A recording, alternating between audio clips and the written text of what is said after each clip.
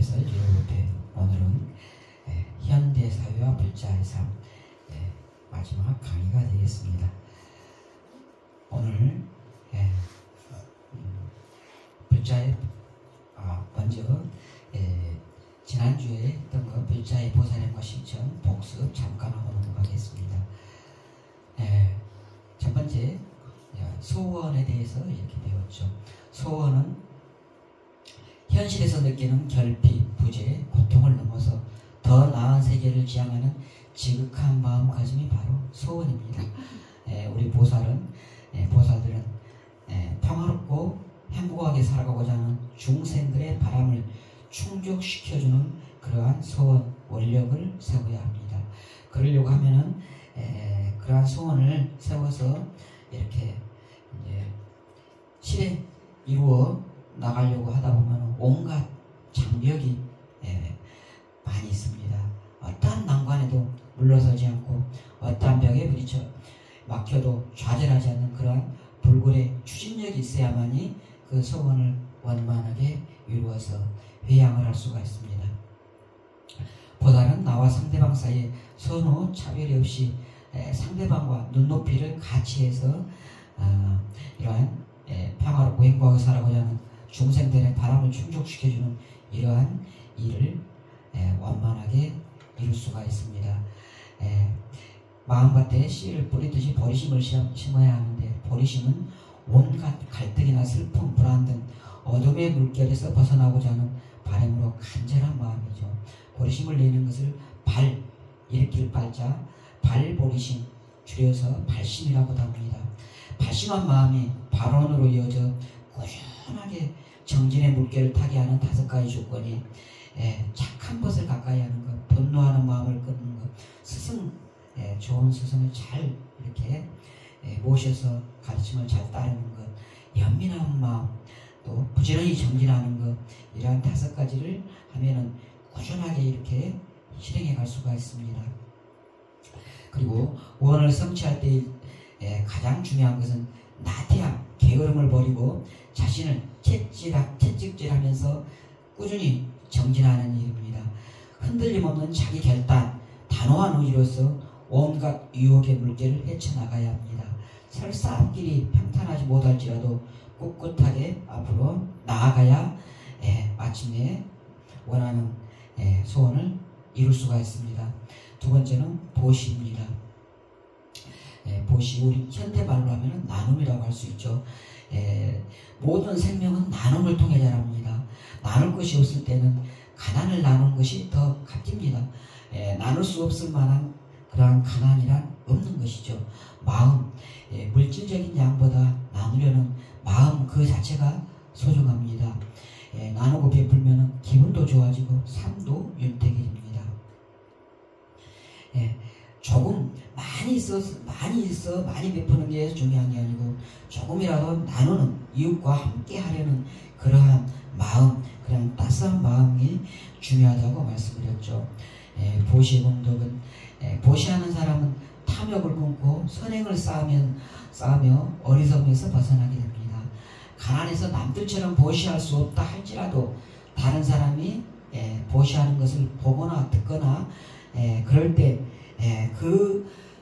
보고 들은 거, 남이 한 그 보시에 대해서 정말 너무 잘했구나, 잘했어, 너무 기쁘다, 선제, 사두 이러한 말을 하면은 그 자체, 그 사람이 한 보시가 그 사람은 그 사람한테 공덕이 그대로 가고 나한테도 똑같이 그 공덕이 온다고 말씀을 드렸습니다. 보시의 종류는 제시, 재물을 베푸는 것, 무예시는 공포에 떠는 사람의 두려움을 없애주는 것, 법시는 부처님의 가르침을 전하는 것입니다.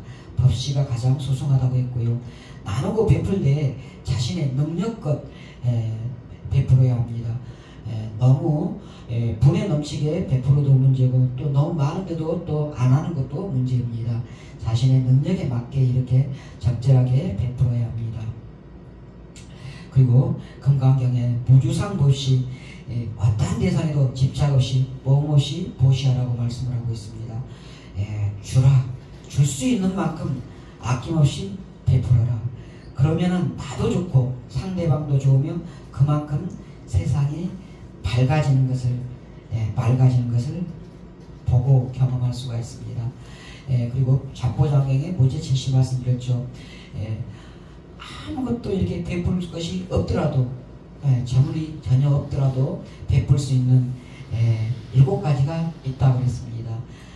그 7가지는 첫 번째 화안시, 얼굴에 밝은 미소를 띠고 부드럽고 정답게 대하는 것. 두 번째는 언사시, 공손하고 아름다운 말로 사랑의 말, 칭찬의 말, 격려의 말, 양보의 말, 상대방의 기분을 좋게 해주는 이런 부드러운 말을 하는 것, 이것도 좋은 보시라는 것입니다.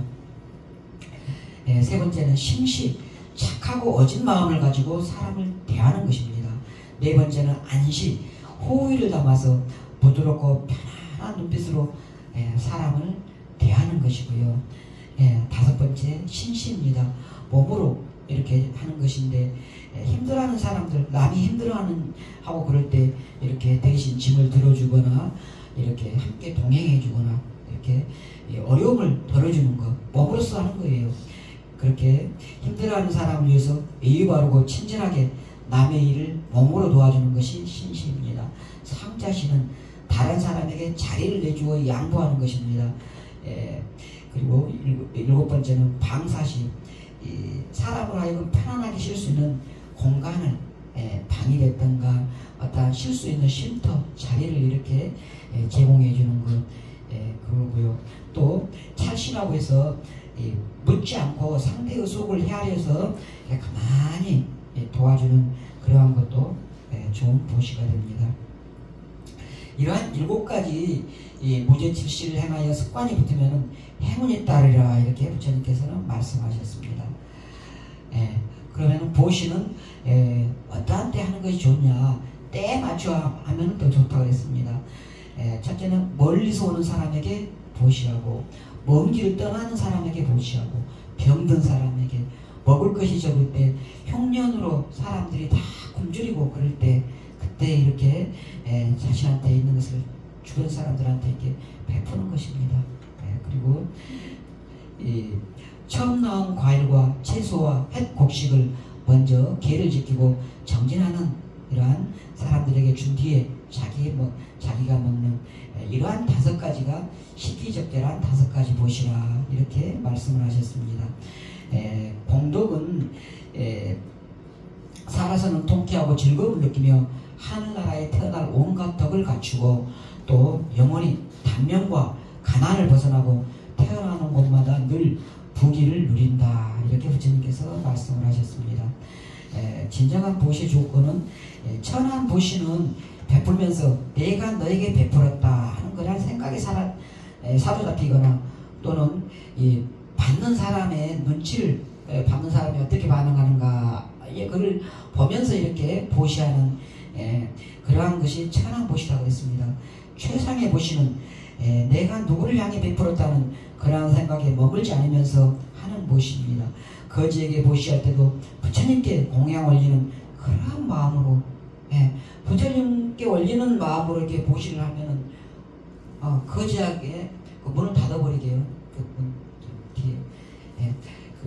비록 거지에게 보시를 하더라도 거지가, 그 받는 사람이 얼마나 감동을 하겠습니까? 그렇게 보시를 할 때 똑같이 그런 평등한 마음으로 이렇게 보시를 해야 됩니다. 그리고 3년 청정해야 됩니다. 보시하는 사람, 보시하는 물건, 보시받는 사람, 이 3가지가 청정해야 됩니다. 이러한 3가지 조건이 모두 청정해서 수레바퀴처럼 맑고 아름답게 돌아가는 것이 3년 청정이고, 이러한 보시가 바로 나와 이웃과 세상을 맑고 밝게 이렇게 향기롭게 만듭니다. 그리고 세 번째, 자타우리, 더불어 사는 삶.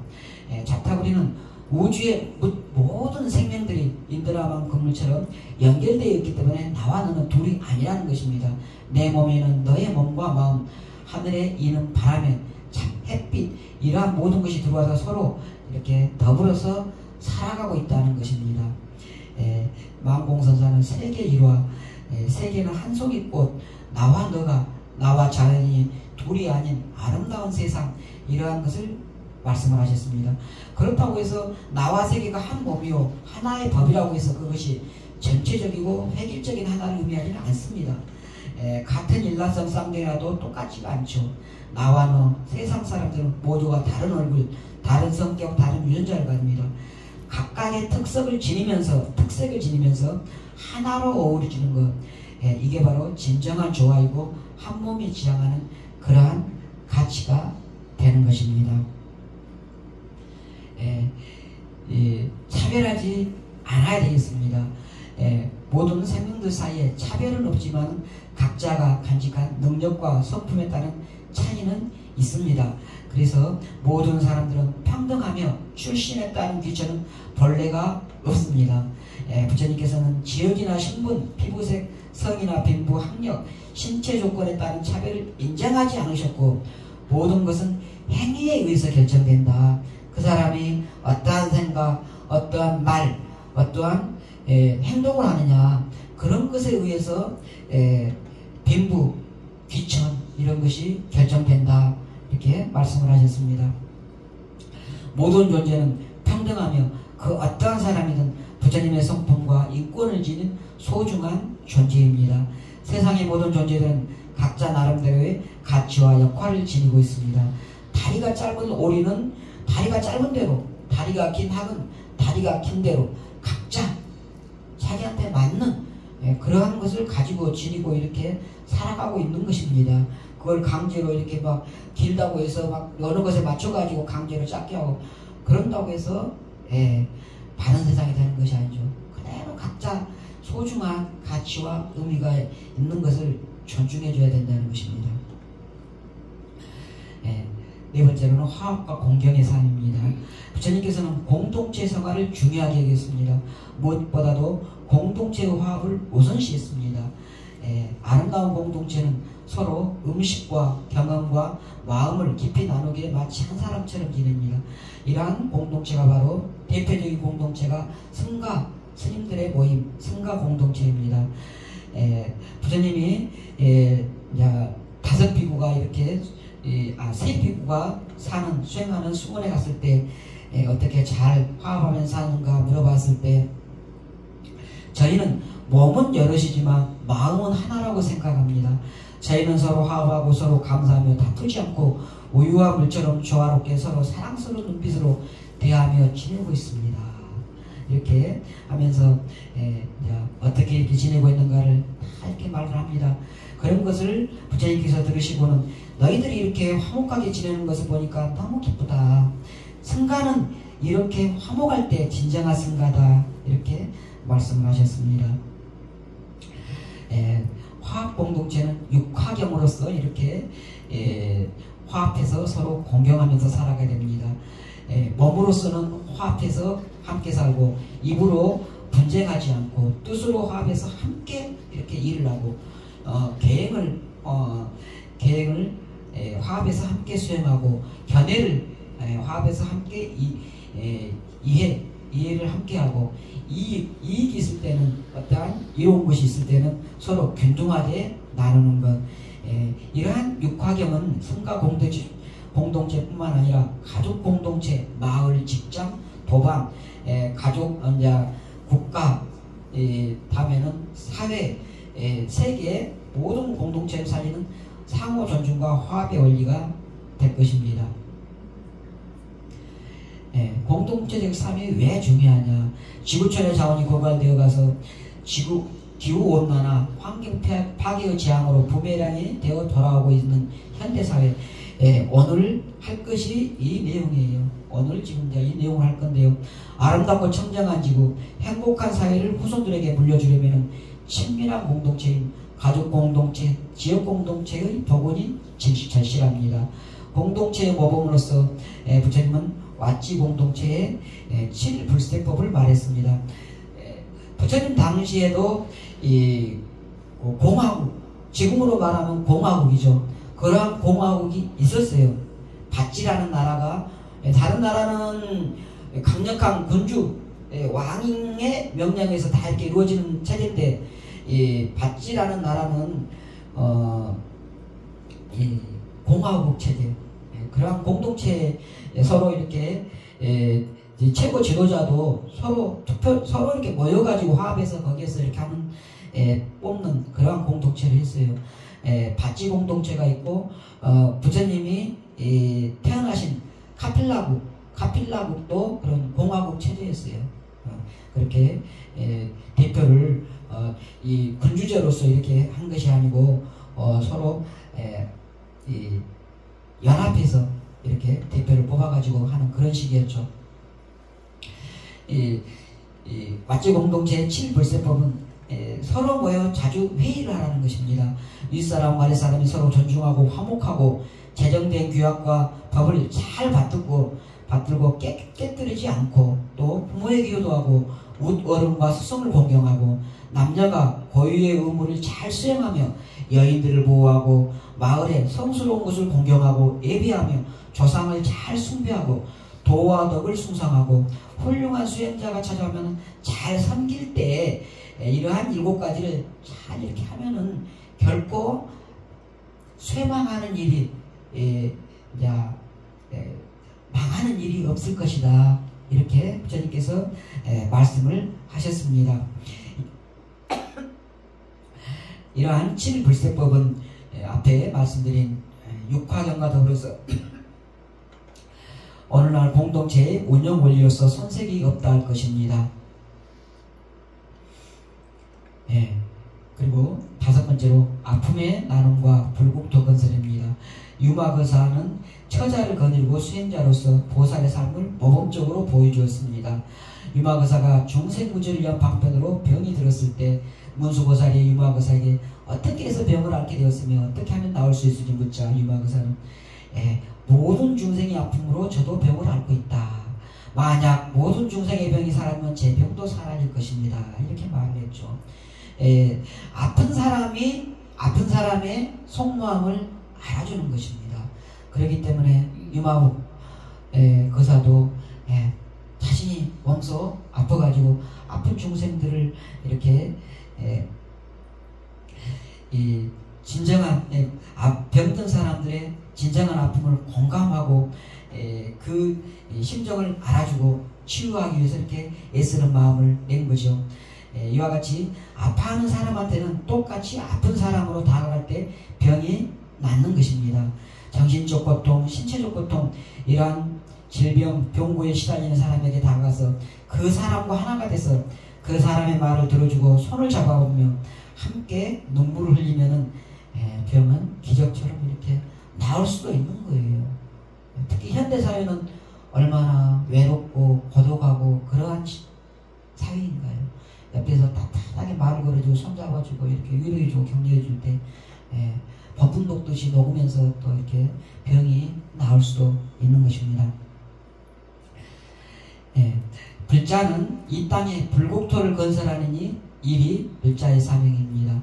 진정한 불국토의 건설은 모든 사람들의 마음이 맑고 깨끗해져서 세상이 청정해지는 것입니다. 청정한 세상은 다툼이 없는 평화로운 세상이고 사람들의 지혜가 밝아져서 맑은 행복을 누리는 세상입니다. 보살은 이 몸과 생사의 세계 속에서 저승에 가서 다음 생에서 또 극락에서 어느 곳에 다른 세계에 가서가 아니고 이 몸을 가진 이 사바세계에서 지금 현재 지금 이 생사의 이 현장 세계 속에서 열반을 실현한 그러한 삶을 우리 보살들은 살아가자는 것입니다. 진흙탕에 뿌리를 내리면서도 그 더러움에 물들지 않는 그러한 연꽃처럼 우리 보살은 처염상정의 그러한 삶을 살아야 합니다. 열반과 해탈은 번뇌 속에서 피어난 꽃과 같습니다. 번뇌가 바로 열애의 종자입니다. 연꽃처럼 흙탕물에 물들지 않는 보살의 이러한 삶이 바로 성자의 길이 됩니다. 자, 이제부터 제10강 현대사회와 불자의 삶에 대해서 알아보겠습니다.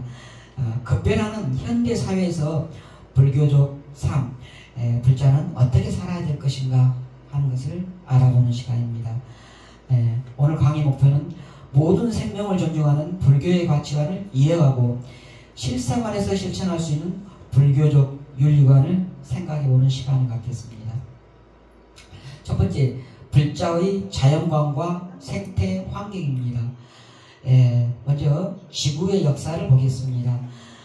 과학자들이 지구를 이렇게 보니까는 약 45억 6천만 년 정도로 이렇게 이 지구가 45억 6천만 년 전에 지구가 탄생했다고 보고 있습니다.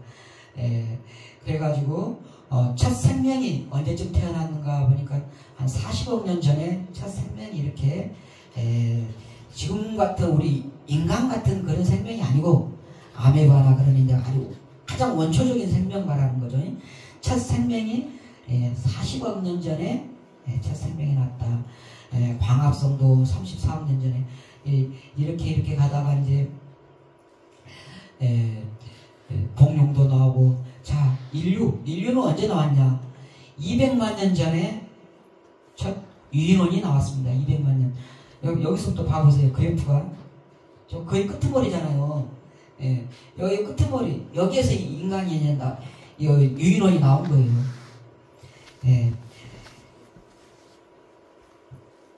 현재 인간인 호모사피엔스하고 우리 현재 인간하고 가장 비슷하다 그러거든요. 약 30만 년 전, 여기 지금 여기 잠깐 여기 보이는 이 끄트머리에서도 또다시 또 이제 10분의 1로 또 줄여야 돼요. 30만 년 전으로 또 줄여가지고 그때 이 호모사피엔스가 출현했다고 합니다. 이렇게 볼 때 이 지구의 이 긴 역사에서 우리 인류의 역사는 얼마나 짧은지 잘 아시겠죠? 네. 인류는 짧은 시간 동안 지구의 생태계에 큰 영향을 미쳤습니다. 기후변화와 같은 현대적 도전에 이렇게 직면해 있습니다.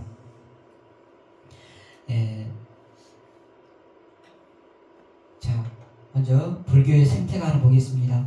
생태라고 하는 것은 자연 환경이 서로 유기적인 관계를 맺고 순환하면서 서로의 도움을 주는 상태가 바로 생태죠. 그런데 이제 이 현대 사회에서는 생태계 문제가 크게 대두되고 있습니다. 지구의 생명체는 먹이 사슬에 의해서 개체수가 자연적으로 조절되고 전체적으로 균형을 유지하면서 살아갑니다. 그런데 인간이 이제 먹이 사슬에서 최상위의 포식자로 군림하면서 인간의 욕구 충족에 도움을 주는 가축의 개체수는 기하급수적으로 늘어나는데, 반면에 많은 야생 동식물이 사라져가고 있습니다. 인간이 이제 호모사피엔스가 약 30만 년 전에 이렇게 나왔다고 그랬잖아요. 그 뒤에 이제 첫 번째로 생태계에 인간이 이렇게 지장을 준 것이 이제 영향을 끼치기 시작한 게, 처음에는 인간들이 이제 수렵 생활, 채집 생활, 그런 생활을 하다가 이제 정착을 하면서 농경을 했대요. 농경. 이렇게 정착해서 농경을 하면서 이렇게 이제 가축도 기르고 이렇게 하면서 인간에게 이로운 것들을 이렇게 기르고, 그런 것이 첫 번째로 이렇게 주변의 생태계에 영향을 미치는 첫 번째 요인이 됐다고 그러고요. 더 나아가서 이제 근대 산업혁명이 두 번째로 그러고, 이제 요 근래에 들어가지고 아주 그냥 이 산업이나 과학이나 모든 것이 아주 크게 발전을 하면서 약 100년 사이에 지구에 정말 엄청난 영향들을 이렇게 미치고 있습니다. 그러면서 문 생명들이 지구에, 우리 인간에게 해로운 동물들은 벌써 많이 사라져가고 있고, 우리 지구에 지금 우리나라에 호랑이 지금 우리나라에 없잖아요. 여우나 늑대나 그런 것은 강가 저쪽에 지금 좀 있는 데가 있다 그래요. 근데 그렇게 이 인간에게 해로움을 주고 이렇게 무서운 것은 점점 사라져가고, 인간에게 이렇게 필요한 동물만 엄청나게 동물, 돼지나 개나 막 그러한 가축들은 대단위로 크게 이렇게 막 키우고 있잖아요. 그러다 보니까 생태계가 이렇게 교란이 되고 그러한 생태계 문제가 크게 발생하고 있는 것입니다. 불교는 영기적인 관계로서 모든 존재들이 서로 연결되어서 서로 살리고 살려지는 공동체 정신을 중요시하고 있습니다. 부처님께서는 연기법을 말씀하셨잖아요. 서로가 다 연결되어 있다.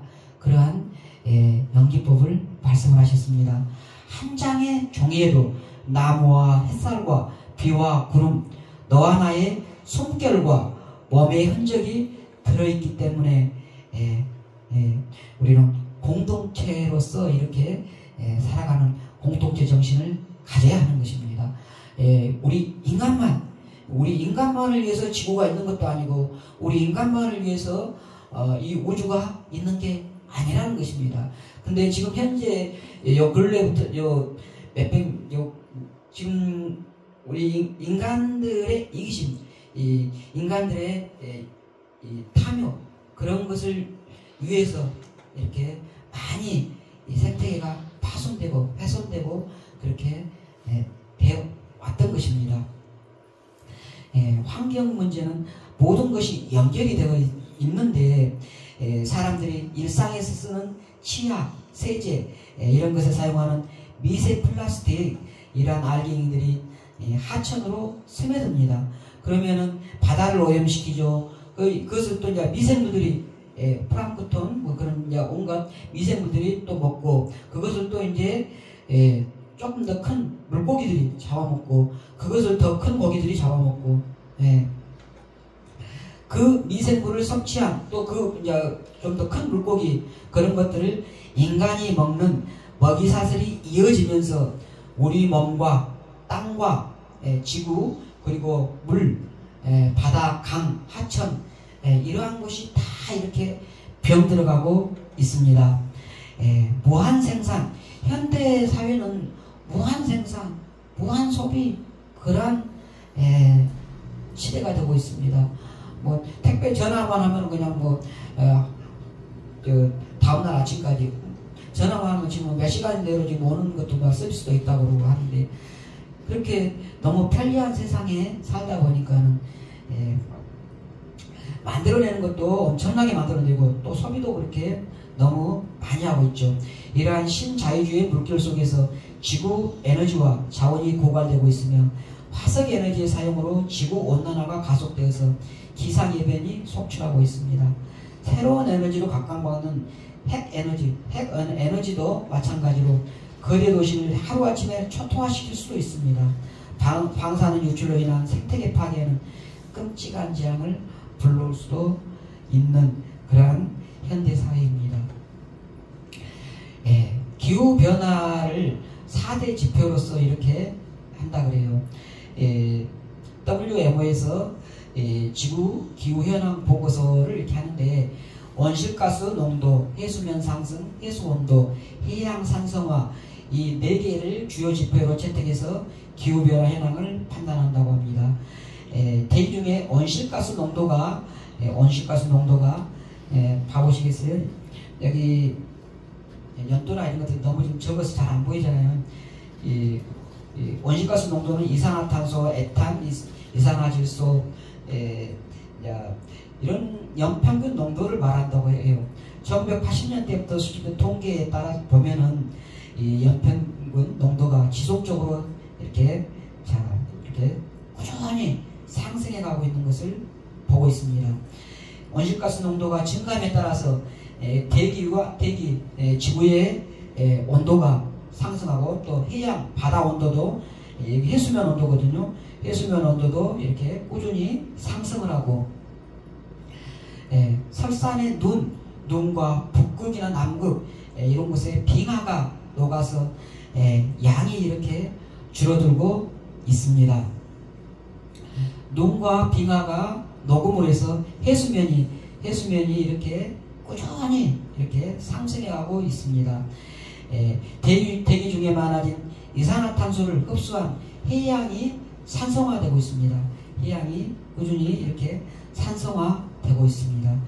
이러한 이유로 이 4가지를 기후변화의 주요 4대 지표로 선정하고 이를 기반으로 기후변화 현황을 확인한다고 하는데, 지금 이 도표를 보듯이 지금 꾸준히 이 기후변화가 안 좋아지고 있는 것을 여러분들이 확인할 수가 있습니다. 여기 그림 여러분 아시죠?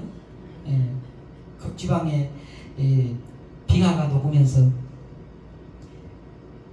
곰이 갈 곳이 이렇게 이제 없어지고 있는 그러한 모습입니다.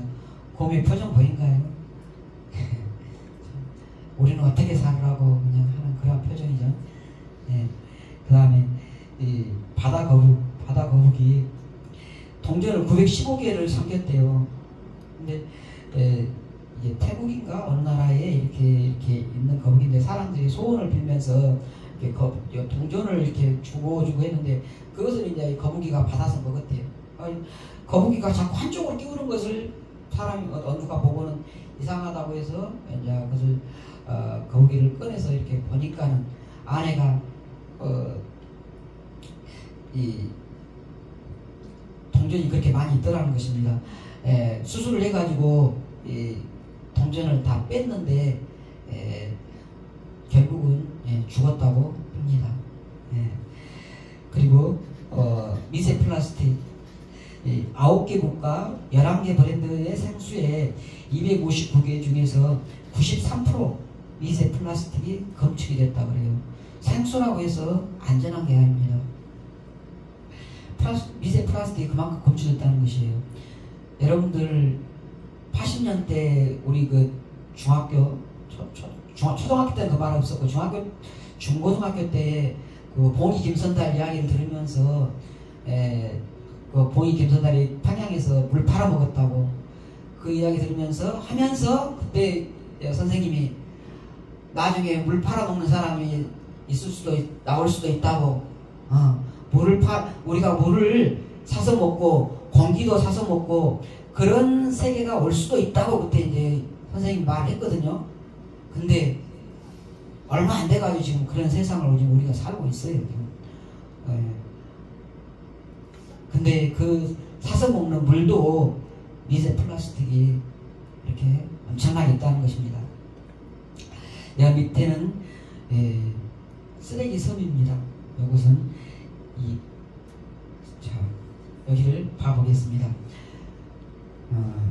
여기는 잠깐 올려야 되는데,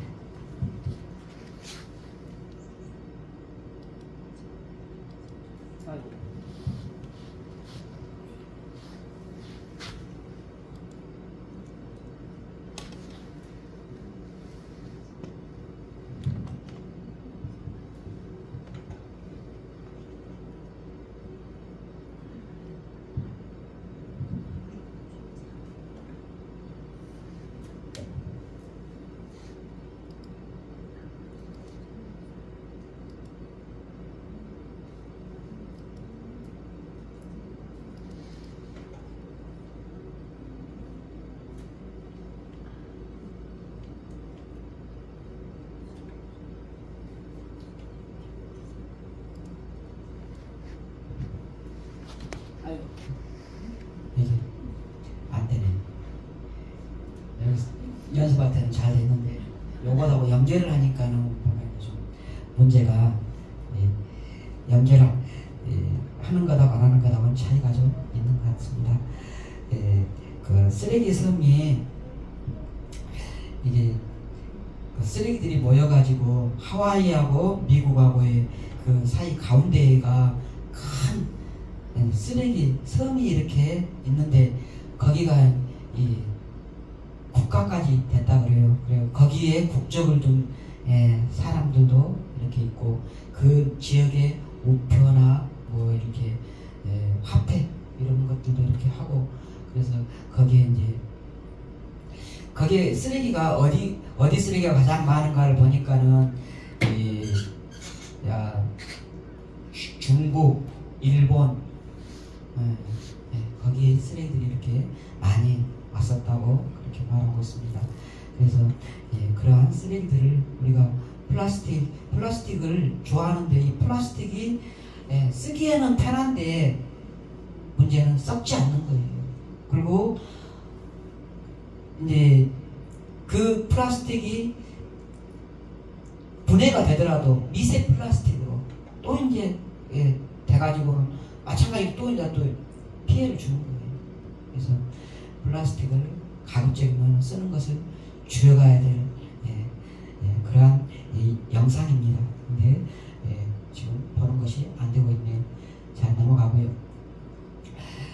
그리고 미세먼지, 석탄과 석유가 연소해서 만들어지는 화학물질로 먼지에게 여러 종류의 오염물질이 엉켜있는 그것이 미세먼지입니다. 머리카락이 이만할 때 머리카락 크기가 두께가 이만하면 미세먼지는 이거밖에 안 되는 거예요. 그 정도로 조그맣다 그럽니다. 머리카락 굵기의 5에서 30분의 1 그 정도의 크기라고 합니다. 미세먼지 극심하고 이렇게 공해 마스크 쓰고 있는 그런 현대 사회의 그런 모습입니다. 이러한 세계를 지금 우리가 살아가고 있습니다. 이러한 것을 이제 어떻게 해결을 할 것이냐. 이러한 생태계 훼손 문제가, 생태계 파괴, 생태계 이렇게 문제가 인간 중심, 우리 인간 중심으로 세계를 봤기 때문에 이러한 문제들이 발생하게 된 것입니다. 그래서 인간 중심의 관점으로 현재의 생태계 문제점을 해결하려면 안 된다는 것입니다. 모든 생명이 평등하다는 생명평등주의의 관점에서 바라보아야 한다는 것입니다. 인간만이 모든 것을 이렇게 누릴 그런 권리가 있는 것이 아니고 모든 생명을 가진 모든 존재들은 이러한 자연의 지구의 모든 것을 다 누릴 권리가 자유가 있다. 그렇게 바라보자는 것이죠. 불교는 모든 중생에게 불성이 있다는 그러한 관점에서 모두를 소중하게 여깁니다. 모든 생명은 본래 청정하며 자연 그대로 차별이 없습니다. 자, 능가사자기 함께 일부 함께 잠깐 읽어보겠습니다. 저것과 이것은 다르면서도 서로 드나들고 붉은 구슬과 자주 구슬은 빛깔이 나뉘지만 서로를 비춘다. 존재는 나와 남이라는 차별에 구애받지 않고 사물은 옳고 그름의 구별을 문제 삼지 않는다. 이와 같이 모든 생명들은 모든 생명체 모든 종 동물, 식물 그 다음에 이제 무생물 이제 태양이나 이제 물 온도 모든 이러한 것들이 다 각각의 맡은 바 영역에서 자연 그대로의 모습을 보여주면서 제 역할을 다 하고 있는 것입니다. 근데 어떠한 종이 이렇게 지금 많은 종들이 지금 못 보고 있는 볼 수가 없는 그런 종들이 이제 늘어나고 있다고 그렇게 하고 있습니다. 그러한 한 종이 사라져 갈 때 지구의 생태계에 미치는 영향은 엄청나다고 이렇게 말들을 하고 있죠. 뿐만이 아니라 바람이나 햇빛이나 구름이나 돌이나 모래, 흙이나 물이나 이러한 것들도 다 마찬가지로 생명들과 서로 관계를 맺으면서 생명을 유지하는 데 도움을 주는 것입니다. 막 돌멩이들 막 귀찮다고 해서 그런 것들이 없어져야 된다. 그런 것이 아니고 각자 있어야 될 이유가 있기 때문에 그렇기 때문에 있는 것이라는 것입니다. 나무도 마찬가지고 모든 것들은 있을 이유가 가치가 존재의 필요성이 있는 것을 이해하고 이렇게 존중해 줘야 된다는 것이에요. 그들 역시 온 생명의 질서에 참여하고 있으며 유기적 지구 공동체의 중요한 이론이라는 것을 알아야 합니다. 승만경에 산과 광, 나무와 숲과 풀, 마을과 집 이러한 것들이 다 무생물, 우리 살아있는 생명체뿐만이 아니고 그러한 무정물도 다 마찬가지로 이러한 살법하는 소리를 낸다, 이렇게 우리 불교 경전에서는 말하고 있는 것입니다. 인간뿐만 아니라 동물이나 식물, 무정물도 불성을 지니고 있음에 우리 인간들은 다른 생명과 자연환경과 공존해야 하는 것입니다. 나아가서 청정한 생태 유지를 위해서 힘써야만이 합니다. 지금 이러한 문제를 일으키고 있는 가장 주범이 우리 바로 인간들이거든요. 그래서 우리 인간이 그것을 복원하는 데 앞장서지 않으면 누가 해줄 없어요. 그래서 우리 인간이 다시 결자 해지 차원에서 다시 또 복원할 수 있도록 노력해야 됩니다. 그러면은 지구 생태 환경을 개선하고 미래 세대에게 아름다운 지구를 물려주기 위해서 어떻게 해야 될 것이냐. 일체는 연기법으로 서로 연결되어 있기 때문에 나를 귀하게 여기는 만큼 타인을 비롯한 모든 생명들을 귀하게 여기고 연민으로 대해야 합니다. 그러한 의미에서 나를 비롯한 모든 존재가 고통 없기를 바라며 모든 존재가 평화롭고 행복하기를 기원해야 합니다. 우리 만물의 영장이라고 하면서 인간만 이렇게 귀하게 이렇게 막 소중하게 했는데 그게 아니라는 것입니다. 모든 생명들이, 모든 존재들이 다 귀하고 소중하다, 이렇게 봐야 된다는 것입니다. 친환경 의식주와 친환경 에너지, 재활용 가능한 재료 개발, 또 이산화탄소와 쓰레기 배출, 이러한 것에 대해서 규제를 철저하게 해 나가야 되겠습니다. 나아가서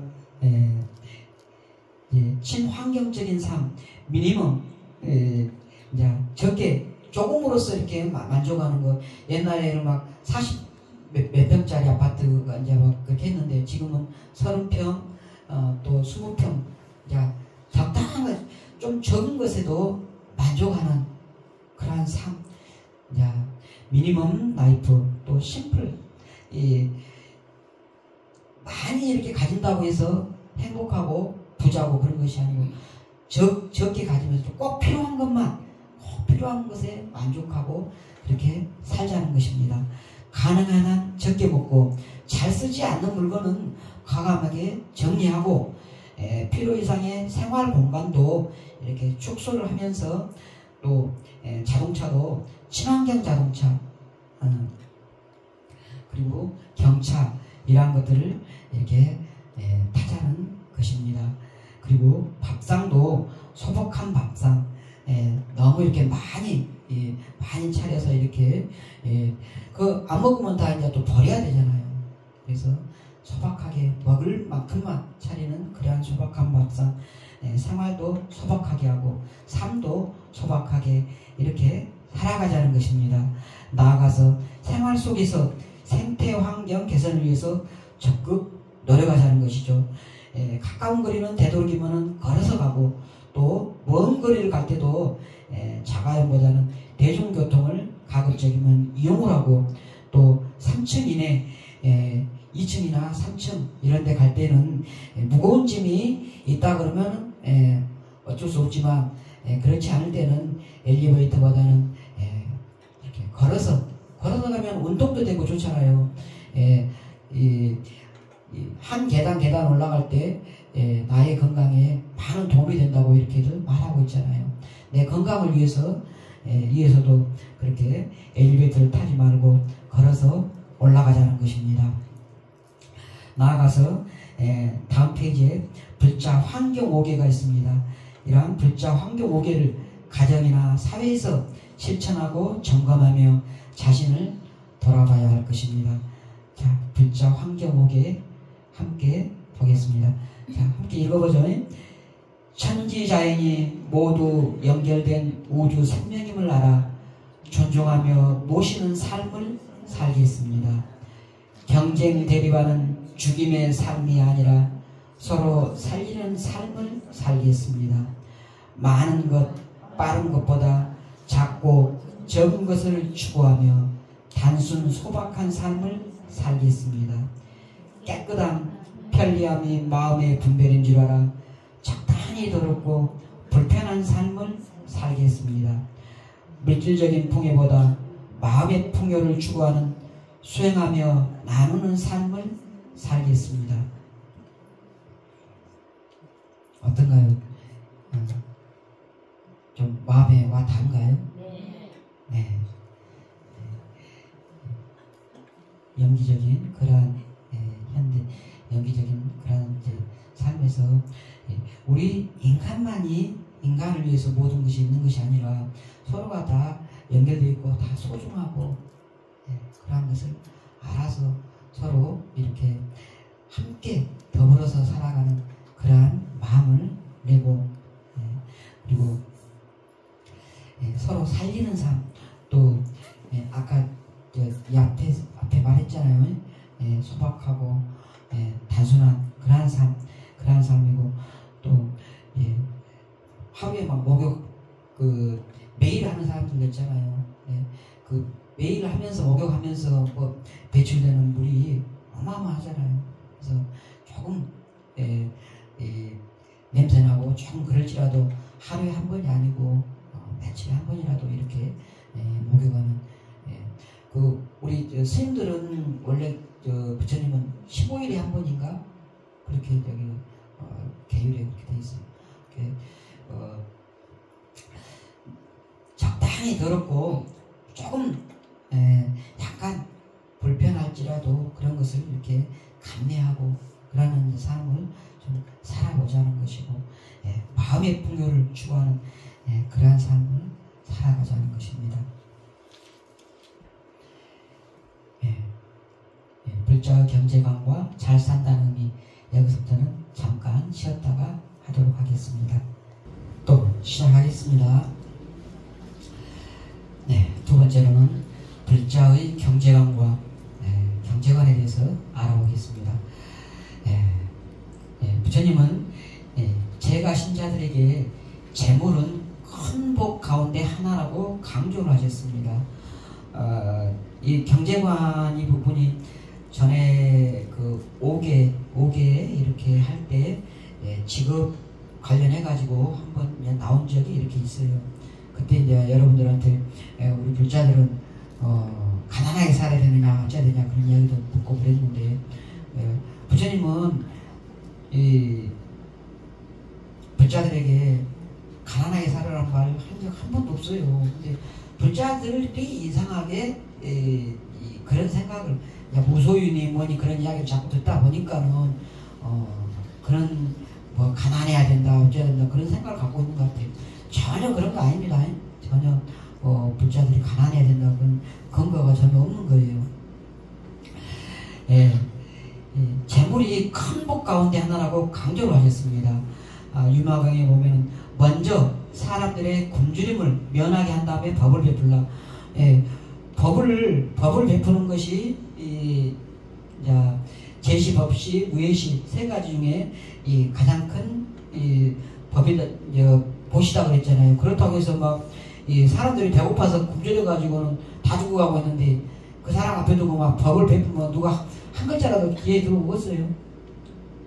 그래서 먼저 이 굶주림을 배고픔을 해결해주고 그러고 난 뒤에 법을 베풀라 이렇게 말씀하신 겁니다. 부처님께서는 출가자에게는 완전한 무소유를 강조를 했습니다. 그렇지만은 제가자에게는 재물의 소유를 인정하셨습니다. 물론 재물을 버리고 출가해서 열반을 얻는 것이 궁극적인 행복이죠.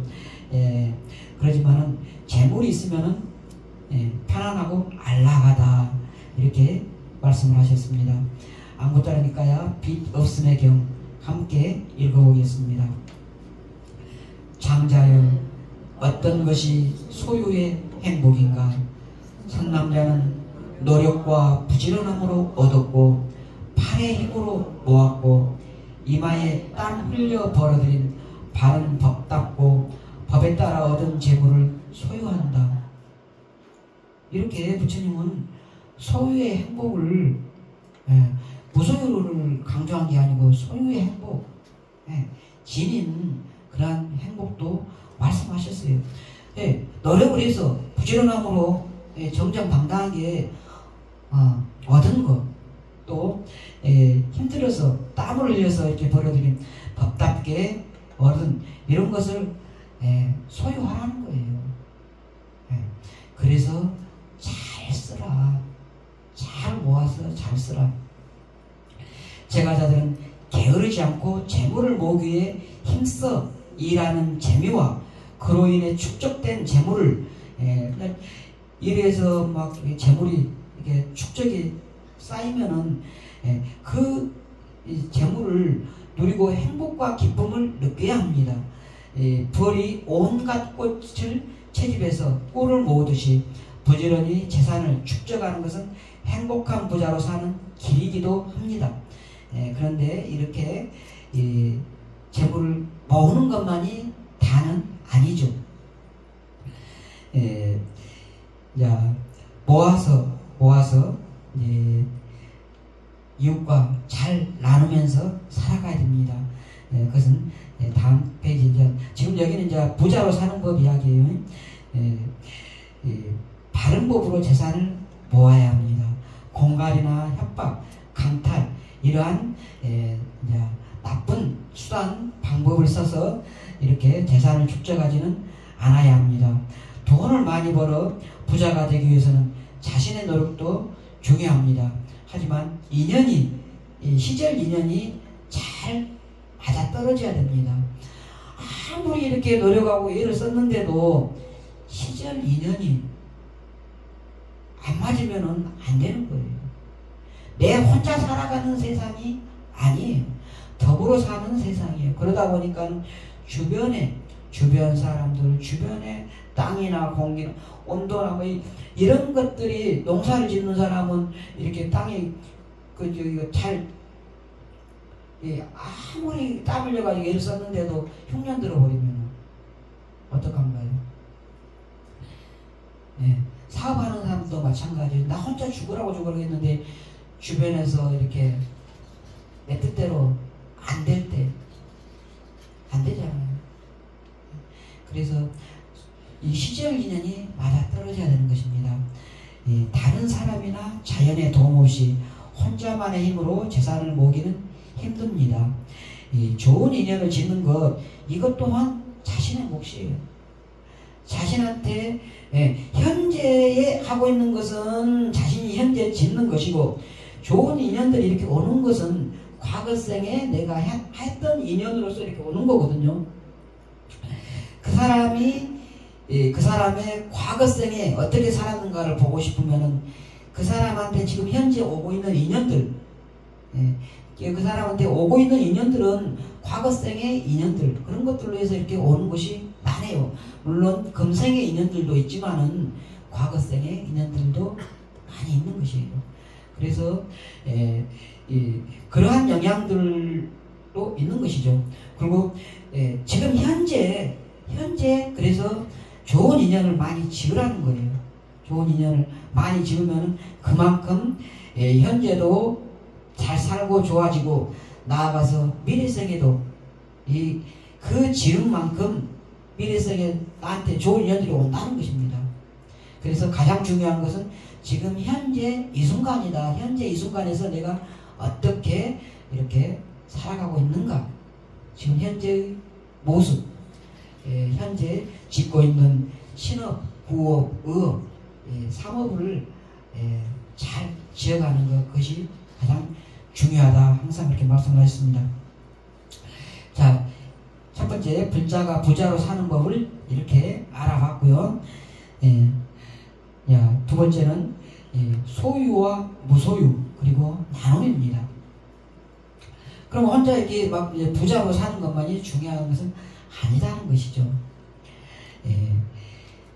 경제 활동은 다른 사람에 의해서 생산된 재화, 서비스 이런 것에 비용을 지불하고 소비하는 행위입니다.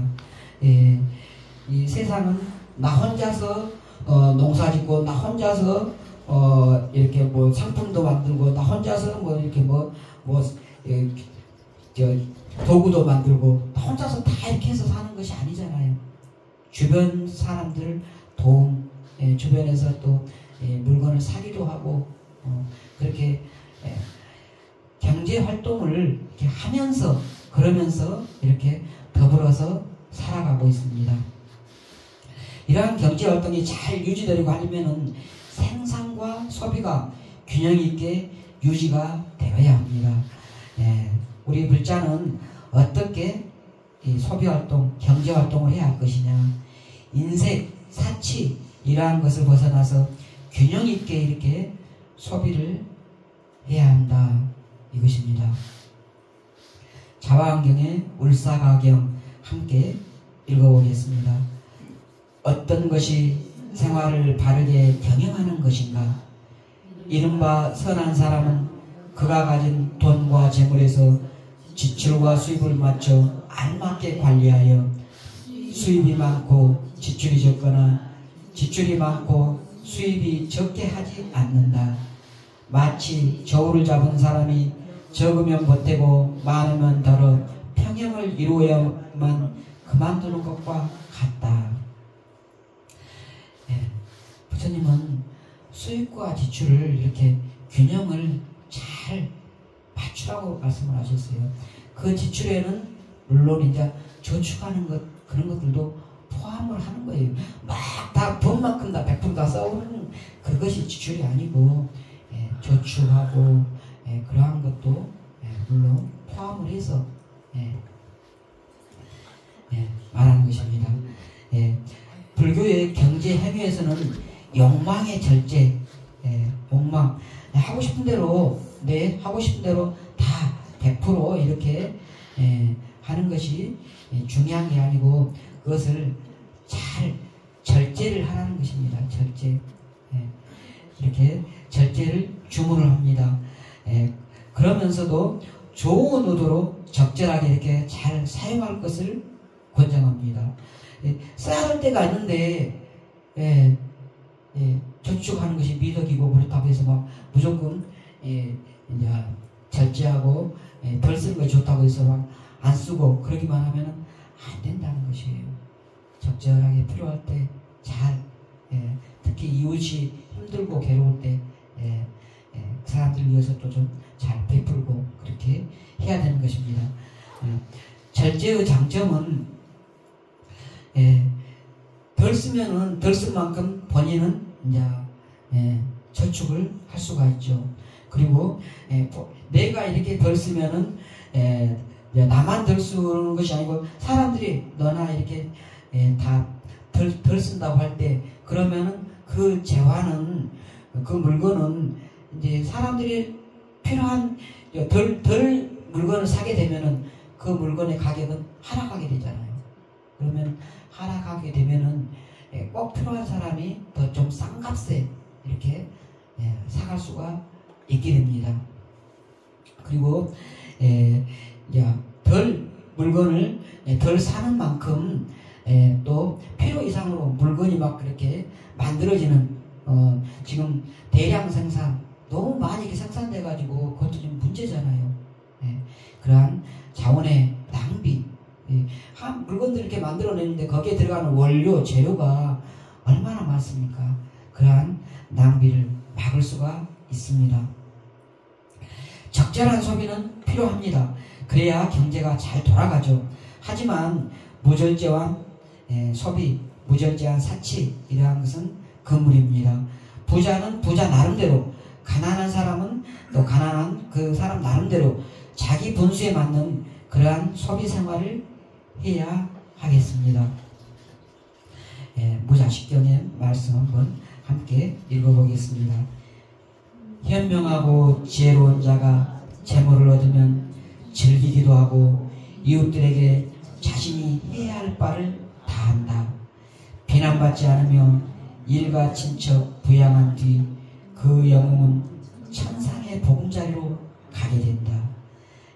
지혜로운 사람은, 현명하고 지혜로운 사람은 재물을 모았으면은 그 재물을 가지고 잘 즐기기도 하고 또 이웃들한테 이렇게 적절하게 잘 써서 힘들지 않게, 내 주변 사람의 어떤 사람은 그런 원을 세웠다 그러잖아요. 내 주변에 몇 미터 이내에 있는 사람들이 굶주려서 죽는 사람이 있다는 소리를 안 듣기를 바란다는 그런 원력을 세웠다는 사람도 있다 그렇잖아요.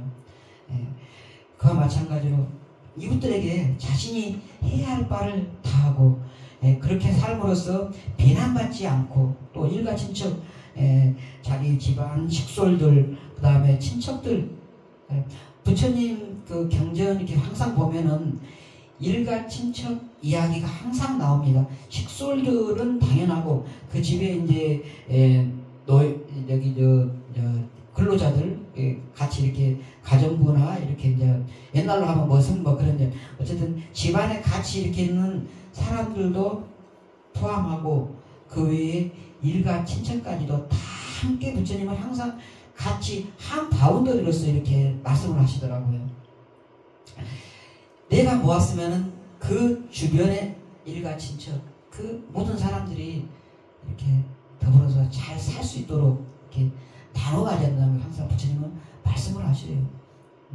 내 혼자만이 아니고 주변에도 내 가족, 형제, 일가 친척 다 함께 더불어서 잘 살아야 된다. 그것을 항상 말씀하는 거. 저는 경전을 한 경전에서만 아니고 여러 경전을 볼 때 그런 것들이 계속해서 이렇게 반복돼서 있는 것을 봤습니다.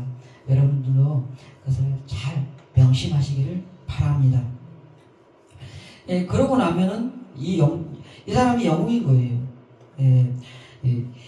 이 사람은 천상의 보금자리로 베푼 만큼 천상으로 간다는 것입니다. 물론 우리 불교에서는 천상을 가장 궁극적인 것으로 하진 않지만은 그렇지만은 그래도 이것도 좋은 거잖아요.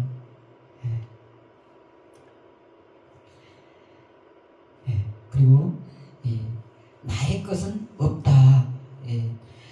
불교에서는 무아와 그 다음에 나라는 것이 없다. 또 나의 것이 없다. 이러한 것을 불교에서는 말을 하고 있죠. 그러면 나의 것이 없다는 그러한 교리하고 이 소유, 그럼 이것하고 그냥 충돌할 수가 있잖아요. 그것을 어떻게 이해를 해야 되냐? 무아적 소유, 이렇게 이해를 하라는 것입니다. 무아이고 또 무소이기는 하지만 자신이 땀 흘려 일한 결과로 쌓아놓은 재산은 적정한 범주 내에서 자신의 소유로 인정하자는 것이죠. 윤성식이라는 이분은 이제 경제학자인데 불교 자본주의라는 그런 책을 썼습니다. 거기에서 이 무아적 소유는 나라는 존재가 없기 때문에 분수에 맞고 적정하게 소유를 하되 추가적으로 자신과 타인을 위해 소유를 절제를 하는데 소유에 대해서 집착하지 않는 그러한 상태를 말한다. 이렇게 무아적 소유를 정의를 하고 있습니다. 이 분수에 맞고 적정하게 소유를 하자는 거예요. 그러면서도 이제 소유를 절제를 하고 소유에 대해서 집착하지 말자. 그게 바로 무아적 소유다. 이렇게 말을 했습니다. 또 법정스님은 법정스님 무소유 책 여러분들 다들 한 번씩 읽어보셨죠? 무소유의 삶에 대해서 다음과 같이 말하고 있습니다. 무소유라고 하는 게 아무것도 갖지 않는 것이 아니다. 무소유 하니까는 그것 때문에 사람들이 물자들이 가난해야 된다는 걸 이렇게 오해를 하고 막 그런 것인데 그게 아닌 거예요. 아무것도 갖지 않는다는 것이 아니고 또 나아가서 궁색한 빈털터리가 되는 것도 아니라는 것입니다. 무소유라는 것은 아무것도 갖지 않는다는 것이 아니라 불필요한 것을 갖지 않는다는 그러한 뜻입니다. 불필요한 것, 예, 나한테 정말 필요한 것은 예, 가져야 된다는 거예요. 불필요한 것을 막 필요 이상으로 막 너무 과하게 같이 말자는 것이죠. 이러한 것을 잘 이해를 하셔야 되는 거예요. 예, 또 나의 자산이라고 하지만은 나만의 힘으로 얻어진 것이 아닌 것입니다. 나의 노력, 내가 애써 땀 흘려서 이렇게 노력해서 얻어진 그런 것이지만은 천지자연과 또 주변 사람들, 타인의 도움이라는 그러한 조건이 함께 들어가서 이렇게 나의 자산, 나의 소유물이 이렇게 생긴 것입니다. 그래서 보시하고 베풀어야 하는 것입니다. 혼자 배불리 먹고 사치하면서 베푸는데 인색하거나 보시하지 않으면 이러한 사람의 복은 오래가지 못하고 쇠락의 길로 접는다고 부처님께서는 말씀을 하셨습니다. 부처님께서는 받았으면은 받은 만큼 베풀어라, 이렇게 부처님께서는 강조를 하셨습니다. 자화엄경의 부처경 함께 읽어보겠습니다. 다른 이에게 맛있는 음식 많이 받으면서 자기의 재물은 아까워하며 남의 것을 먹고도 갚지 않는 것, 그런 것도 곧 지는 문에 떨어짐이다. 이 경전이 이제 그 지는 문, 이기는 문, 그래 이제 막 그 여러 가지 이렇게 말씀하시는 그 내용 중에 이 내용이 있는 거예요. 맛있는 음식을 많이 받으면서도 남들한테 받기만 하면서 줄 줄 모르면은 그것은 지는 문에 떨어진다는 것입니다. 그래서 받았으면은 받은 만큼 받은 이상으로도 이렇게 나눌 줄 알아야 된다. 이러한 말씀을 하신 것입니다. 아시겠죠? 네. 네. 네. 전체를 살리는 자비의 경제학을 어떻게 할 것이냐. 불교의 경제활동과 기업윤리. 이 기업은 이윤을 추구하는 것이 당연합니다. 그러한 이윤 추구를 할 뿐만 아니라 사람들에게 이익을 주는 그러한 물품을 생산해야 됩니다. 나아가서 자비와 도덕성을 바탕으로 한 청렴, 보시를 해야 됩니다. 기업이 성장하면서 남은 이익을 다시 사회에 환원을 해야 합니다. 또 공익사업 이런 것들도 해야 하고 종업원의 복지, 종업원의 삶의 질을 향상시키기 위해서 노력을 해야 합니다. 이러한 기업은 번영하기 마련인 것입니다. 불자 기업인이나 생산 활동가는 작은 나보다는 전체를 통찰하는 그러한 지혜와 안목을 지녀야 합니다. 우리 회사만 내 회사만 이렇게 성장한다고 해서 성장하기 위한 그런 목표가 아니고 내 지역, 내가 살고 있는 지역과 함께 이렇게 발전하기를 바라야 된다는 것이에요. 지역은 막 이렇게 막 힘들고 그러는데 내 회사만 이렇게 막 해서는 금방 이렇게 이제 또 지역에서 제재가 들어오고 그렇게 이렇게 됩니다. 그래서 함께 같이 나누려고 이렇게 해야 됩니다. 이타심을 또 가져야 돼요. 그러면은 이 모두가 잘 사는 그런 자비 행복의 경제학을 어떻게 할 것이냐. 자원은 한정되어 있습니다. 이 한정되어 있는 자원과 부를 내 혼자서 이렇게 독차지하려고 하는 것이 아니라 함께 나누는 그러한 마음을 가져야 합니다. 나누면 나눌수록 부는 커집니다. 그러한 재물은 한량이 없는 것입니다. 써도 담이 없게 되죠. 나누고 또 나누는 그러한 부는 한량이 없고 써도 담이 없고, 그래서 자신을 넓혀서 두루 나로부터 내 회사로부터 시작을 해서 그 지역사회, 나라, 그 다음에 세계까지 이렇게 볼 수 있는, 회사들이 그 지역 사회에 얼마큼 이렇게 막 투자를 많이 하잖아요. 큰 회사들은 그 지역 사회, 그 나라에 막 일정 부분을 많이 이렇게 막 투자를 합니다. 그렇게 하자는 것입니다. 세 번째는 불교의 사회관입니다. 불교에서 바라보는 성평등, 성차별의 본질적인 원인은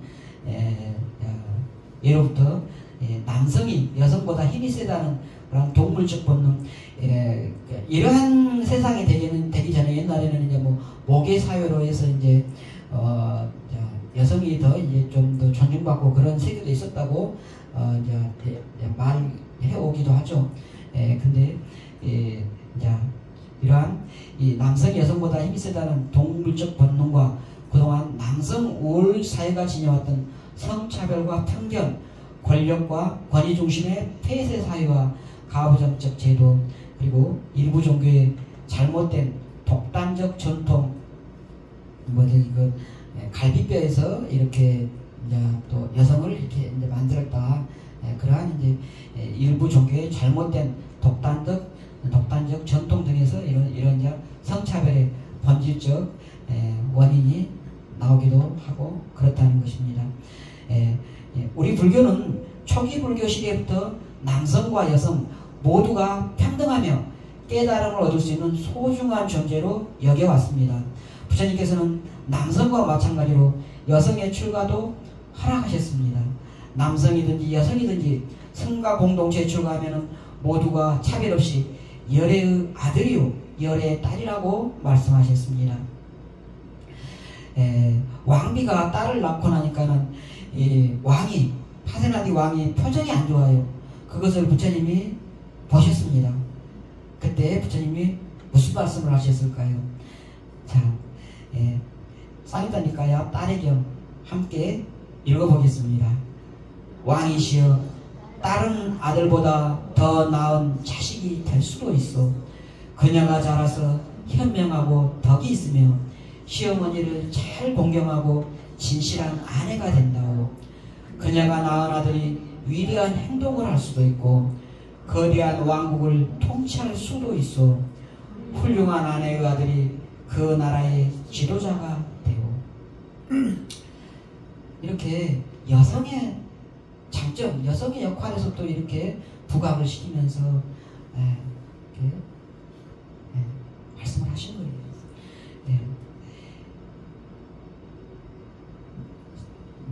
그녀가 낳은 아들이 위대한 행동을 할 수도 있고 큰 왕이 될 수도 있잖아요.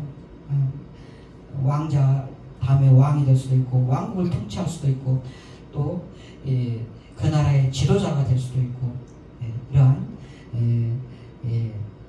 여인의 역할에 견주어서 부처님은 파세나다 왕에게 이러한 말씀을 하셨습니다. 또 대승불교의 유마경에서는 남성과 여성의 고정된 모습이 없다 이러면서 강조를 했고, 또 남성이나 여성의 몸이라는 것은 모두가 공하기 때문에 실체가 없으며 마술로 만들어 놓은 모습과 같다 이렇게 말하기도 합니다. 그리고 또 유마강에서는 설법의 주체가 제가의 결혼한 승만부인이 이렇게 부처님 앞에서 설법을 이렇게 사자오 설법을 하고 있어요. 여인이 그것도 제가자가 부처님 앞에서 많은 대중 앞에서 설법한다는 것은 참 상상하기 어려운데 그렇게 하고 있는 것을 볼 수가 있습니다. 이와 같이 불교는 남성이나 여성에서는 고정된 모습이 아니라서 서로가 평등하며 열반을 성취할 수 있는 소중한 인격임을 강조해 왔습니다. 요즘 양성 인격을 갖춘 성소수자 문제가 좀 이렇게 대두되고 있잖아요. 이러한 것에 대해서 경전에서는 구체적인 언급은 나와 있지는 않습니다.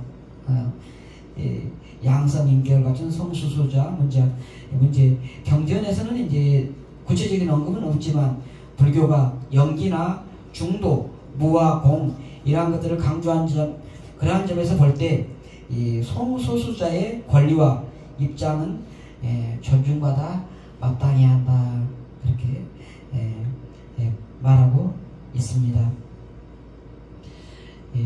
나아가서 사회적 약자들에 대해서 불교는 어떠한 역할을 해야 되느냐. 외국인 노동자, 동성애자, 장애인, 탈북자, 노숙자 등 사회적인 약자들은 사회적 편견 속에서 사람이면서도 다른 사람들과 이 자기끼리만 이렇게 어울리고 다른 세계에 끼어들지를 못하는 거예요. 일반 세계에 어울리지를 못하고 외롭고 쓸쓸한 고독감, 깊은 슬픔, 상대적인 박탈감, 이러한 괴로움에 빠져 있습니다. 부처님께서는 주리반특가 아시죠? 이 글자를 한 단어를 가르쳐주면은 그걸 조금 지나면 잊어버리는 거예요. 그게 너무 모르니까는 형이 그냥 여기 그냥 나가라고 그냥 쫓아내기도 했잖아요. 글을 너무 모르니까는. 그러한 주리방특가, 기녀 안바팔리, 또 살인자 앙굴라말라, 또 똥지게군 니다이, 이러한 사람들을 다 똑같이 평등하게 이렇게 다 받아들였습니다. 그리고 깨달음으로 이렇게 이끄셨습니다. 사성계급에 따른 신분차별을 철저하게 부정을 하셨어요. 전에도 말씀드렸지만 이러한 사람들이 이 중에서 기녀 안바팔리는 나중에 추가했다고 하는데 어쨌든 이러한 사람들 특히 이제 똥지게군 니다이, 앙굴리말라도 마찬가지지만 이러한 니다이가 출가한다고 해서 출가했을 때 반대한 사람들이 엄청 많았어요. 어떻게 이런 천한 사람을 출가시킬 수가 있느냐, 우리 승가의 망신이라고 하면서 이렇게 반대를 막 했습니다. 그러한 반대를 다 이겨냈어요. 저는. 다 모두가 성가에 들어오면 다 똑같이 평등하다, 그렇게 말씀을 하시고 신분차별을 완전히 배격을 하셨습니다. 그리고 부처님은 신분은 타고나는 게 아니라 오직 행위에 의해서 결정될 뿐이다, 이렇게만 말씀을 하셨어요. 행위, 그 사람이 천한 행위를 하면은 천한 사람이고 귀한 행위를 하면은 귀한 사람이다. 그 사람이 태어나면서부터 귀한 사람, 천한 사람, 그런 것이 신분 차이가 있는 것이 아니다. 살아가면서 어떠한 행동을 하느냐, 어떠한 말을 하고 어떠한 생각을 하느냐, 그것에 의해서 귀천이 나누어진다, 이렇게 말씀을 하셨습니다. 사회적 약자를 위한 불교의 중요한 가치는 차이의 다양성을 인정하고 존중하는 것입니다. 나하고 다르다고 해서 다르다는 이유로 차별대접을 받으면 안 된다는 것입니다. 이 차이의 다양성, 나하고 조금 다른 것을 받아들이고 그대로 있는 그대로 인정하고 존중하자는 것입니다. 그리고 이제 인정하고 존중하고 또 이 장애인을 비정상으로 간주하고 이들을 차별하거나 동정하지 말고 장애라는 그 이유 때문에 장애인을 배제하는 이 사회의 편견을 바로잡아야 한다는 것이죠. 이것이 바로 불자의 역할인 것입니다. 또 장애인뿐만 아니라 사회적 약자, 소수자들, 이런 역시 나에게는 그들 모두 각자 나에게는 나만의 존재 이유와 가치가 있다, 그러한 사실을 스스로가 자각하고 당당하게 말하며 행동해야 하는 것입니다. 본인 스스로가 부끄러워하고 막 괴로워하고 힘들어하고 막 숨으려하고 막 그렇게 하지 말고 당당하게 자신을 표현할 수가 있어야 한다는 것이죠. 당당하게 표현하고 나아가서 다른 사람들을 그 사람들을 그대로 인정하고 존중하자는 거예요. 이를 위해서 우리는 이들 소수자의 영역을 보장하고 확보해야 마땅합니다. 소수자들이 스스로 흐름을 만들어 나갈 수 있도록 도와주어야 합니다. 이것이 바로 사회적 약자를 향한 진정한 자비 실천이 되는 것입니다. 이러한 소수자에 대한 분별, 편견을 없애려고 하려면 이 사회적 약자에 대한 편견은 선입견에 따른 분별이 그 원인입니다. 불교는 이와 같은 선입견에 따른 구별은 실제하지 않으며 허망한 망상에 불과하다고 이렇게 말하고 있습니다. 이러한 선입견이야말로 스스로를 고통스럽게 하는 중생심인 것입니다. 그래서 부처님이나 역대 선사들은 분별을 떠나라, 분별심을 내려놔라 이렇게 말씀을 해왔습니다.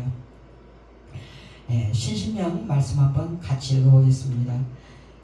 지극한 도는 어렵지 않나니 오직 헤아리는 분별을 떠날 뿐이다.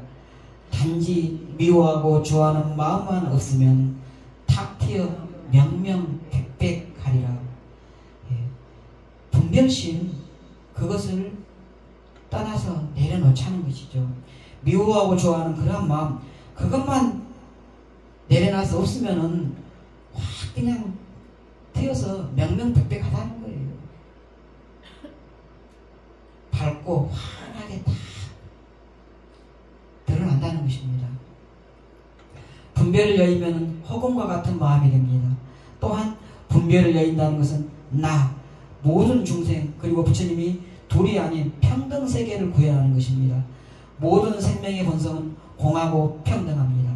차별은 없습니다. 다만 차이만, 차별은 없고 차이만 있는 것입니다. 우리 모두가 그러한 이 차이, 이러한 차이점을 인정하고 존중하며 살아갈 때 사회적 약자나 소외계층이 모든 사람들과 서로 어우러지면서 함께 사는 아름다운 세상을 노래하게 될 것입니다.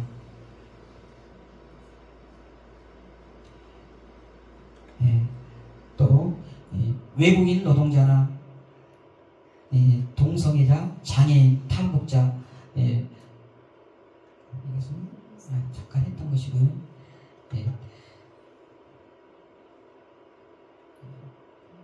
중복이 됐죠? 끝났는데 끝났죠? 마지막으로 불자의 생명윤리관에 대해서 알아보겠습니다. 불교 윤리는 먼저 이제 윤리라고 하는 것은 사람들이 공동의 가치 구현을 위해서 의지해야만 하는 도덕적 행위 규범이 윤리죠. 불교에서 이런 윤리하고 상통하는 말이 선업입니다. 선업. 선업이라고 하는 것은 선한 행위이고 선한 의지입니다. 행위에는 업이 이제 행위인 거예요. 몸으로 짓는 신업, 말로 짓는 행위, 부업, 마음으로 짓는 행위, 의업 이러한 세 가지가 있으면 여기에 의도가 실리지 않으면 그것은 업으로 성립되지 않는다. 그렇게 부처님 말씀하셨어요. 의도가 가장 중요한 게 의도예요. 의도 때문에 계속해서 업이 되고 또 이렇게 윤회를 하는 것입니다. 아라한이나 부처님은 전혀 한다는 생각이 없이 의도가 없이 이렇게 하시는 거예요. 우리 일반 우리들은 의도로서 이렇게 하지만 부처님이나 아라한 이러한 분들은 전혀 의도를 실리지 않고 이렇게 하십니다.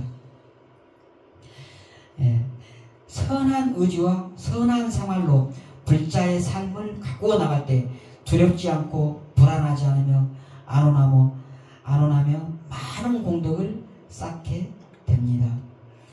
안부따라니까야 세 가지 특징경 함께 읽어보겠습니다.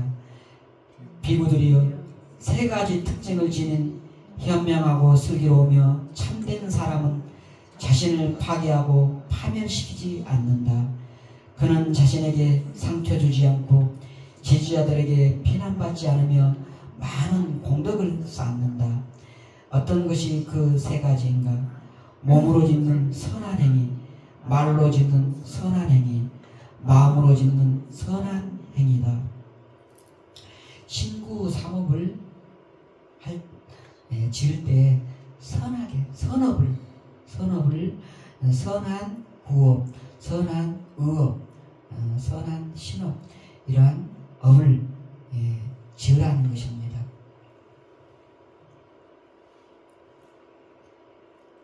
그러면은 이제 선하게 사는 것이 무엇이냐?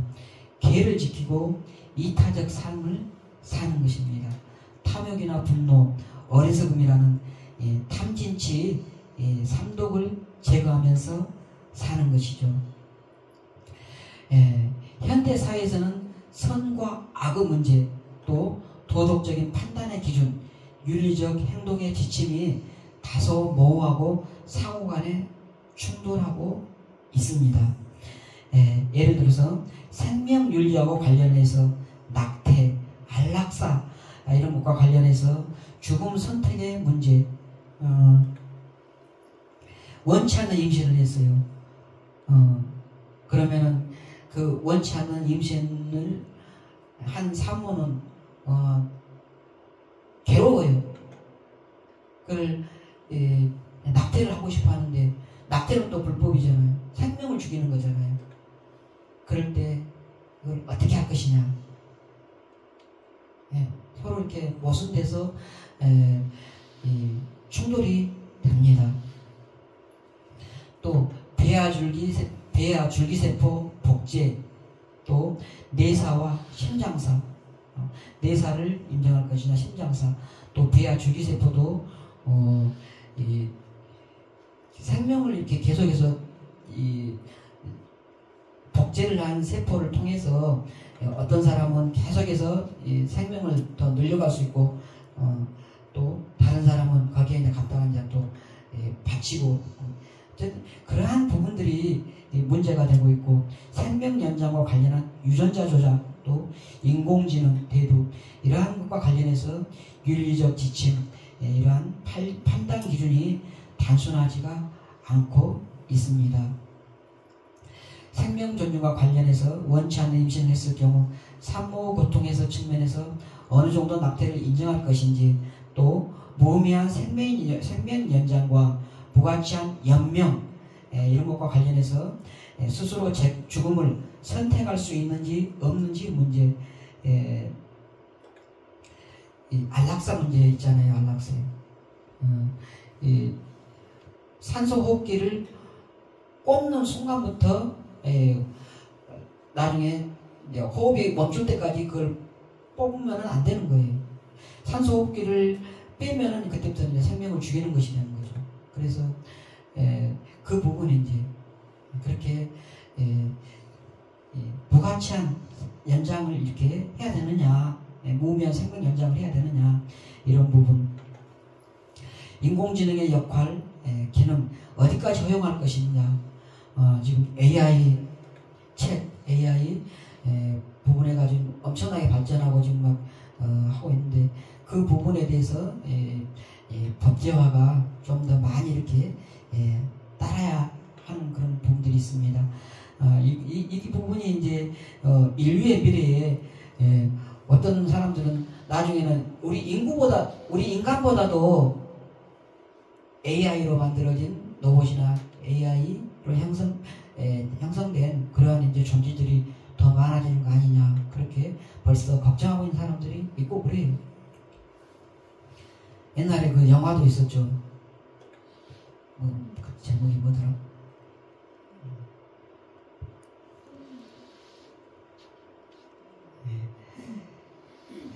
특히 인공지능의 발전을 이대로 놔둔다면 인류는 오히려 인공지능에 지배당하고 결국 인류 멸망의 길로 접어드는 심각한 도전에 직면할지도 모른다는 염려가 이렇게 일부 학자들이 이렇게 하고 있습니다. 또한 배아줄기세포 활용, 유전자 가위를 통한 세포 변형, 이걸로 불치병이나 난치병을 치료하는 이러한 장점은, 좋은 점도 있습니다. 건강한 삶을 유지하고 생명 연장에 이렇게 기여할 수도 있는데, 또 악용될 경우에는 기이한 생명의 탄생, 또 소수의 인간만이 영생을 구가하는 심각한 인간 불평등이 초래되고 말 것이라는 그러한 예언도 우리에게 경종을 울리고 있습니다. 생명윤리에 대한 불교의 몇 가지 원칙. 불교는 생명 존중은 물론 모든 생명의 행복과 평화를 도모하고 있습니다. 불교에서 궁극적 목적은 괴로움에서의 해탈입니다. 그러므로 궁극적 목적은 괴로움에서의 해탈이에요. 이 낙태, 존엄사, 안락사 이런 문제들과 관련해서 당사자의 자기 결정권, 그리고 그 당사자가 어떻게 하면은 그 괴로움에서부터 해방될 것이냐, 그 괴로움에서 벗어날 것이냐, 거기에 기준을 유지하는 거예요. 이러한 기준을 삼아서 생명 존중의 정신을 구현하자는 것입니다. 당사자의 구체적인 괴로움과 철저한 불살생의 원칙이 대립할 경우도 있습니다. 그럴 때는 그 양극단을 떠나서 서로를 살피며 최선의 선택이 무엇인지 잘 찾아보자는 것입니다. 최선의 선택을 찾자는 거예요. 불교에서 제시하는 도덕적 윤리의 기준은 생명 존중이라는 전제하에 당사자의 직접적인 괴로움 해결, 중도 연기의 입장, 마음의 선한 의지와 공감, 그리고 자기 결정권을 중요한 요소로 이렇게 적용해야 합니다. 첫 번째로는 생명 존중이 가장 중요하죠. 그리고는 이제 그 당사자의 괴로움을 어떻게 하면은 해결할 것이냐, 또 중도 연기에서 그 사람뿐만이 아니라 그 주변까지도 함께 두루 봐야 된다는 것이죠. 그리고 선한 의지, 공감, 자기 결정권 이런 것들을 두루 보자는 것입니다. 죽을 권리를 내세우는 사람, 생명 존중을 내세우는 사람, 서로 이렇게 충돌되고 있다는 그런 모습이고, 이렇게 회복 불가능한 사람이 산소호흡기 이렇게 꿇고 있어요. 그것을 언제까지 이렇게 무의미한 생명 연장을 해야 될 것이냐, 그런 부분, 줄기세포를 이용한 치료. 요즘 여러분들은 그거 하신 분이 계신가요? 사전연명 무료 의향서 그거 하신 분 있어요? 사전연명 무료 의향서 등록하면은 이 카드가 있고 그래요. 이 카드는 이제 받고 싶은 사람 받고 안 받을 사람 안 받는데, 하셨어요? 이게 뭔지는 아시죠? 네. 불필요한 연면 치료를 안 하겠다는 거예요. 내가 선택하겠다는 거예요. 내가 살아있을 때 미리 다 이걸 선택을 하겠다는 거예요. 그걸 신청을 해야 됩니까? 그렇죠. 법에다 신청을 해야 돼요. 그 기관이 있어요. 병원 이제 관련해서 거기 가서 신청을 해놓으면 됩니다. 네. 그리고 또 각막이나 뭐 시신기지 뭐 이렇게 사후에 미리 이렇게 자기 그런 걸 기증하는 것도 여러분들이 미리 해놓으면은 또 좋습니다. 우리 회주 스님의 상자들은 우리 스님들 다들 상자 스님들은 다 기본적으로 이렇게 각막 기증을 다 기본적으로 하고 있어요. 이런 것들도 미리 해놓으면은 좋을 수도 있습니다.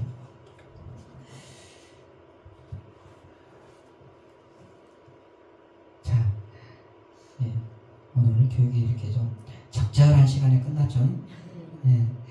토론 과제로서 불교적 관점에서 최근 부각되는 환경 문제에 대해 토론해 보고요. 또 불교의 생명 존중 사상과 줄기세포 개발 같은 생명공학 발전을 어떻게 받아들여야 할 것인가, 이런 부분을 이렇게 한번 생각해보는 시간 갖기를 바라고요. 자, 이상으로 이제 오늘 강의가 10강 다 끝났고, 지금까지 1강부터 10강까지 불교계에서 모든 강의가 다 끝났습니다. 네, 수고하셨습니다. 네.